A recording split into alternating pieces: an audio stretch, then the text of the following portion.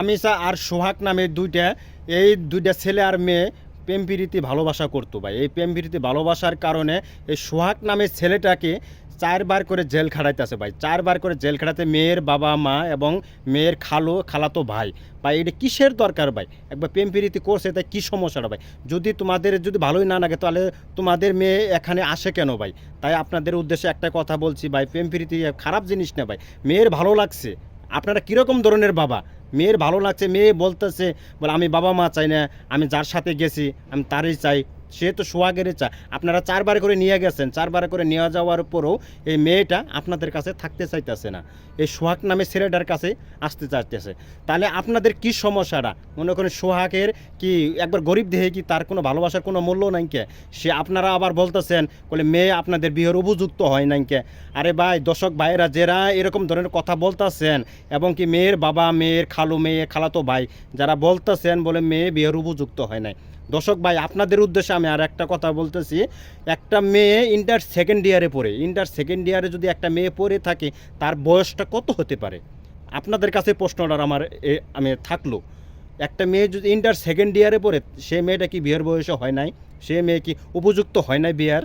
অবশ্যই উপযুক্ত হয়েছে। সে মেয়ের বাবা মা তারা বলতেছে আমার মেয়ে বিয়ের উপযুক্ত হয় নাই কে? আরে ভাই আপনারা কি কথাবার্তা বলতেছেন? আপনার মেয়ে কি বিয়ের উপযুক্ত হয় নাই কে? মানুষ আজকে ঘাস খায় নাকি? মানুষ কি পাগল নাকি? মানুষে সবই বুঝে।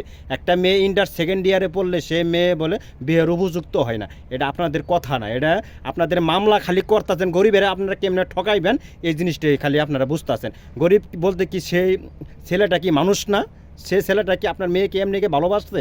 আপনার মেয়েই তো ছেলেটাকে 4 বার করে আপনার পুরো ছেলের বাড়িতে চলে আসছে। ছেলের বাড়িতে চলে আসার পরে তো ছেলে 3 বার করে আপনার বাড়িতে ফিরাই দিয়েছে। তারপরেও তো মেয়ে এই ছেলের কাছে আসবে, সোহাগের কাছে আসবে। তাহলে তারা দুইজন যদি, আমার কথা হয়তো তারা দুজনকে যদি ভালোবেসে যদি সুখে শান্তিতে করে ধরে খাইতে পারে, আপনারা কীরকম ধরনের বাবা মা? আপনারা এই সম্পর্কটা মেনে নিতে পারতেছেন না। নয় দলাম আপনারা বড় লোকই আছেন, মেয়ের বাবা মা খালাতো ভাই আমি বললাম তারা নয় বড় লোকই আছে। আপনারা বড় লোক কিসের বড় লোক? আপনারা মেয়ের সম্পর্কে আপনি ভালো মন্দ কিছু বোঝেন না। আপনি কীরকম ধরনের বাবা? আপনি কীরকম ধরনের মা? কীরকম ধরনের আমরা খালু? আপনারা, আমি একটাই উদ্দেশ্য বলি, এই সোহাগ নামে ছেলেটারে আপনারা সারাই নিয়ে আসেন। আবার দেখি টাঙ্গাইলে দেখতেছি এই ঘটনা হয়েছে টাঙ্গাইল ডিস্ট্রিক্টে, বুঝছেন? টাঙ্গাইল ডিস্ট্রিক্ট আমি সব কিছু এখানে দিয়ে দেবো, অ্যাড্রেস সব কিছু দিয়ে দেবো, বুঝছেন? এই ঘটনা হয়েছে টাঙ্গাইলে। এই সোহাগ নামে ছেলেটারে বলে আবার জেলে রাখছে।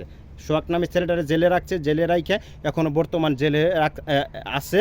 অ্যান্ড সোহাগের যে গ্রামবাসী কালকে আবার দেখছি এই আপনি মানববন্ধন করতেছে, অনেক মানুষ করতে বলে সোহাগের আমরা জেলখানার থেকে বাইরে করতে চাই।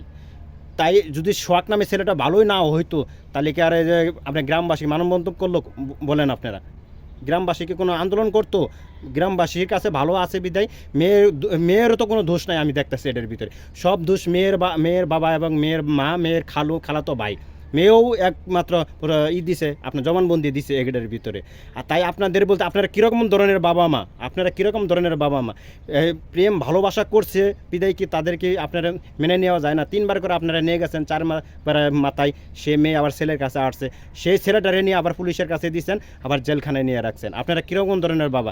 আপনাদের উদ্দেশ্যে একটাই কথা বলি, আপনারা সবাই এগুলা থেকে আপনারা একটু মীমাংস হয়ে যান। ছেলে আর মেয়ের ভালোবাসা মেনে নেন, নিয়ে সোহাগকে জেল থেকে বাইর করে নিয়ে আসেন। সবাই ভালো থাকবেন, সবার জন্য শুভকামনা রইল।